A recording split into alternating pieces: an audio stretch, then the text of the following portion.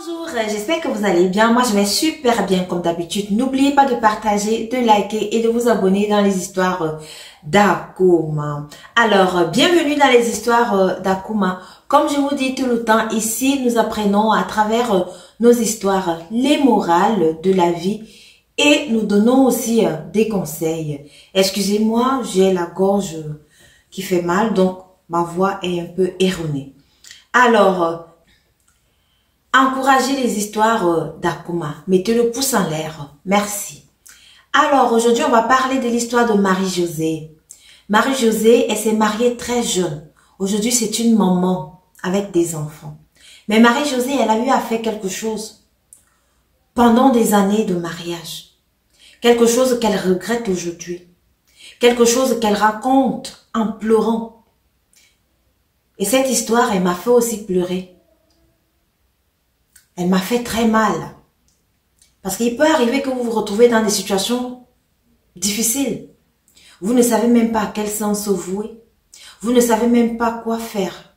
Il suffit seulement d'une petite faiblesse sentimentale, émotionnelle. Vous vous retrouvez en train de faire des trucs bizarres. Des trucs que lorsque vous prenez conscience, vous dites, bon Dieu, qu'est-ce que j'ai fait? Alors, Marie-Josée, comme je le disais tout à l'heure, elle s'est mariée très très jeune. Marie-Josée ne travaillait pas, mais elle était heureuse avec son mari. Son mari, lui, travaillait dans une petite entreprise de la place. Au départ, tout allait bien. Après, ils ont commencé à avoir des enfants. Mais là, maintenant, il y avait des difficultés financières. Son mari n'arrivait plus à joindre les deux bouts dans l'entreprise où il travaillait. À la maison aussi, avec les enfants, il fallait les nourrir. Il fallait qu'ils partent à l'école. C'était très très difficile pour Marie-Josée. Mais à un moment donné, Marie-Josée s'est posé la question intérieurement, mais j'ai une grande famille. J'ai quand même des oncles qui sont bien placés. Est-ce qu'il ne serait pas judicieux d'aller voir un de mes oncles pour qu'il puisse aider mon mari à lui trouver même un travail? C'est comme ça que Marie-Josée alors, un beau jour, elle s'est levée. Elle est allée voir un de ses oncles qui avait aussi beaucoup d'argent et qui était directeur dans une grande entreprise.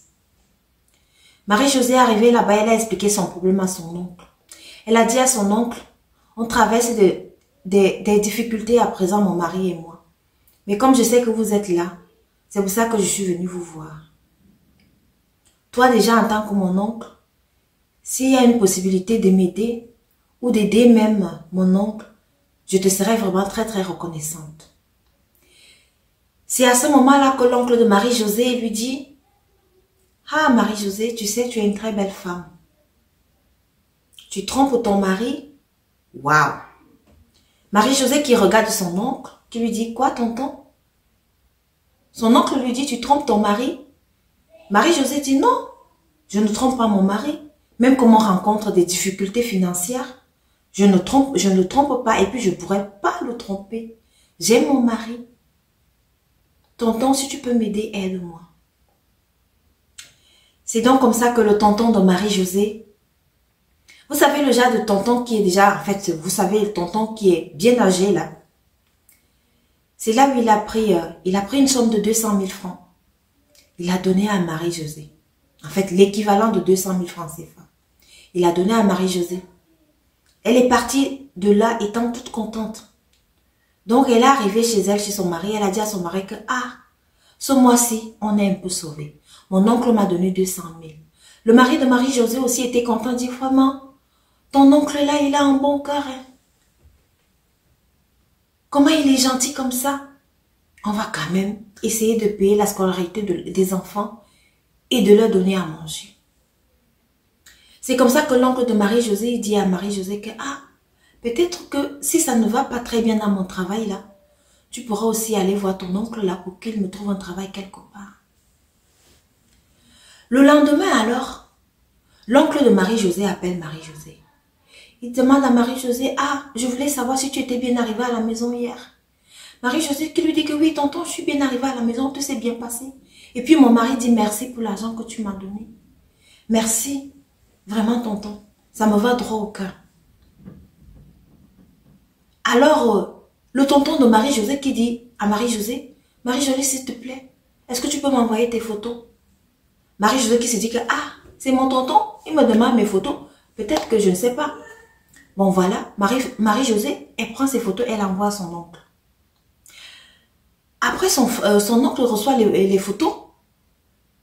Il écrit à Marie-Josée que non.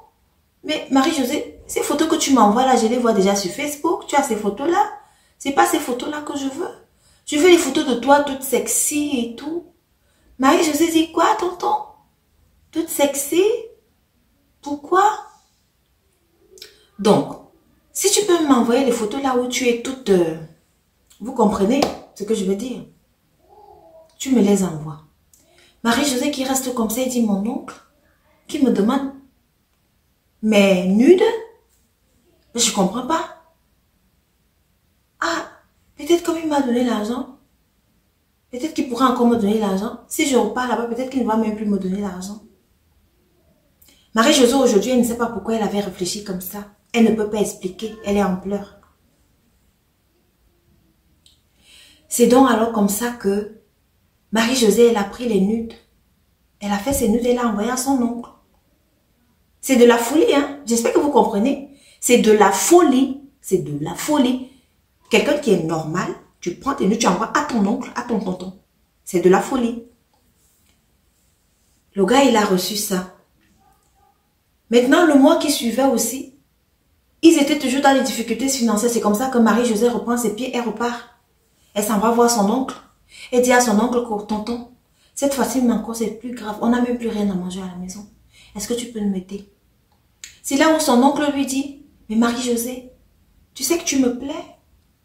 Tu sais que dans la famille, là, depuis que je t'ai toujours vue, là, tu me plais. Marie-Josée, tu dis, mais tonton, tu es mon oncle. Tu es mon oncle. Non, ça ne peut pas se faire. L'oncle de Marie-Josée qui dit à Marie-Josée que, mais, est-ce que tu ne sais pas qu'il y a des filles comme toi qui le font ici et puis rien ne se passe. On le fait à deux, on le fait en cachette et puis on n'aura pas de problème et tout. C'est comme ça que Marie-Josée a d'abord refusé. Elle est rentrée à la maison, elle est rentrée chez elle. Mais toute la nuit, elle n'a pas dormi. Elle a cogité, elle a cogité et elle a cogité. Elle s'est dit maintenant, mon mari, à l'entreprise est la même, on ne le paye pas. Ça veut dire qu'il passe son temps à aller même travailler sans salaire. Il n'a rien, on n'a rien ici à la maison. Comment est-ce que je vais faire? C'est comme ça que le surlendemain, alors l'oncle de Marie-Josée appelle encore Marie-Josée. Elle reprend ses pieds, elle arrive là-bas et l'oncle lui avait dit, Marie-Josée, retrouve-moi à tel restaurant. Elle est partie. L'oncle a offert la nourriture. Marie-Josée, elle n'avait jamais mis ses pieds dans ce restaurant-là. Vous connaissez les restaurants de luxe. Elle mange à sa faim, elle est contente. Mais après, à un moment donné, l'oncle de Marie-Josée lui dit, mais là, on va aller dans la voiture. Ils vont dans la voiture. Marie-Josée dit que oui, je dois rentrer. Parce que les enfants sont à la maison avec leur père. Il n'y a rien à manger là-bas. L'oncle de Marie-Josée qui dit à Marie-Josée que non, on va d'abord à l'hôtel. Ils arrivent donc là-bas, arrivés là-bas. Et vous vous imaginez ce qui s'est passé. Malgré que Marie-Josée avait dit non. Elle a dit non, mais finalement elle a cédé. Quand elle a cédé comme ça, c'est comme ça que l'oncle a pris 1 million, l'oncle lui a donné. Quand elle arrive à la maison, elle montre encore à son mari que, ah, voilà ce que tonton m'a donné aujourd'hui. Il m'a amené dans un restaurant, il m'a fait manger et tout. J'ai mangé tellement j'avais faim. Et après, il m'a donné 1 million. Avec ça, peut-être que tu pourras même aussi commencer un petit commerce quelque part.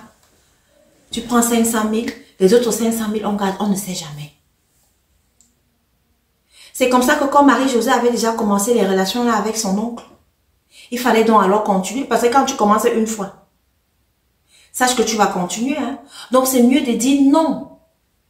Quand vous ne voulez pas faire quelque chose, c'est mieux de dire non dès le départ. Donc c'est comme ça que Marie-Josée a commencé. Elle a continué à faire ces choses-là avec son oncle tout le temps. Ces choses-là tout le temps. Et comme Marie-Josée aussi, c'était une femme qui aimait bien la prière. Elle priait, mais elle s'est rendue compte que lorsqu'elle priait, son oncle s'éloignait d'elle. Mais les jours qu'elle ne priait pas, son oncle mouillait avec elle. Et c'était à travers son oncle là qu'elle avait tout, elle recevait tout cet argent-ci.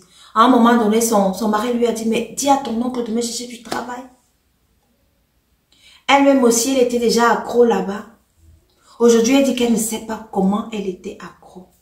Aujourd'hui, elle dit que lorsqu'elle était toujours avec son oncle, les activités de son mari tombaient à l'eau. Tout ce que son mari voulait entreprendre tombait à l'eau. C'était de nul et de nul effet. À un moment donné, elle s'est posé la question, est-ce que son oncle était dans une loge? Est-ce que son oncle avait pris ses chances? Parce que vous savez, elle a des rapports avec son oncle. Et lorsqu'elle rentre à la maison, elle a des rapports avec son mari. Donc, on dit que cette chose-là, quand vous avez des rapports avec votre partenaire, c'est spirituel. C'est quelque chose de profond. Donc, si tu as eu des rapports avec quelqu'un, tu vas encore avoir des rapports avec ton mari, tu repars encore avoir des rapports avec cette personne. C'est par là qu'il tire. Il tire vos chances. Il tire vos étoiles. Et l'oncle de Marie-Josée, il a fait.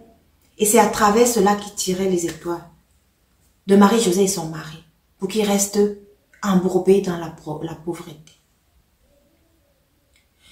Un beau jour, alors l'oncle de Marie-Josée appelle Marie-Josée et lui dit, comme tu vois là, je ne te donnerai même plus un de mes 5 francs. Même pas 5 francs, c'est fini comme ça avec toi. Moi, je passe le temps à te donner l'argent et tout. Tu n'auras même plus mes 5 francs.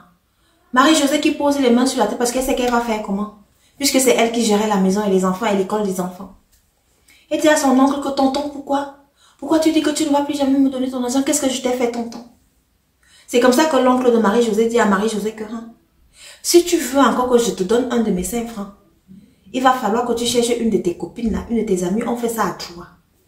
Et comme ça à 3 là, je vais me satisfaire.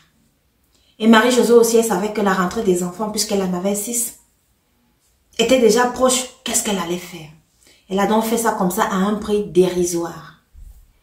C'est comme ça qu'elle a donc cherché sa copine. Ils sont partis avec l'oncle de Marie-Josée. Ils l'ont fait à 3. Elle l'a fait. Elle a fait l'abominable. Quand elle a fini là, l'oncle a encore pris. Il lui a dit, bon voilà, pour la rentrée des enfants, parce que après cela, elle a posé son problème que mais, et à la rentrée des enfants, l'oncle a pris 2 millions. Il lui a donné. C'est genre de somme, mais toi tu ne sais pas ce que ton oncle prend sur toi. Elle était contente comme d'habitude. L'autre, elle gardait un peu. Elle a payé l'école de ses enfants. Mais Marie-Josée, elle n'est pas à l'aise. Aujourd'hui, elle n'est pas à l'aise. Aujourd'hui, à travers des histoires qu'on raconte, elle s'est sentie concernée.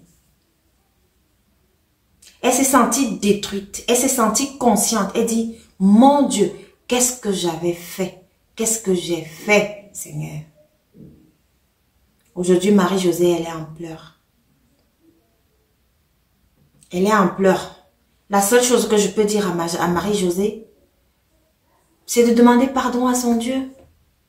Je ne sais pas si c'est important de le dire à son mari.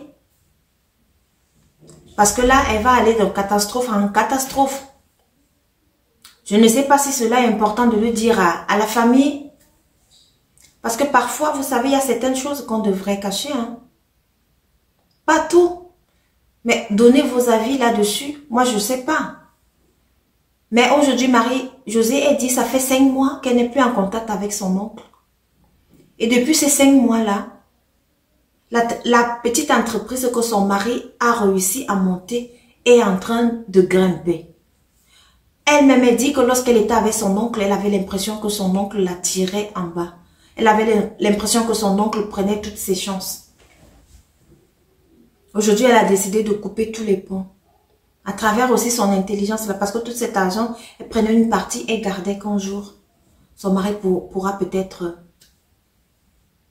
commencer un petit commerce quelque part et c'est ce que son mari a fait. Donnez vos conseils à Marie-Josée.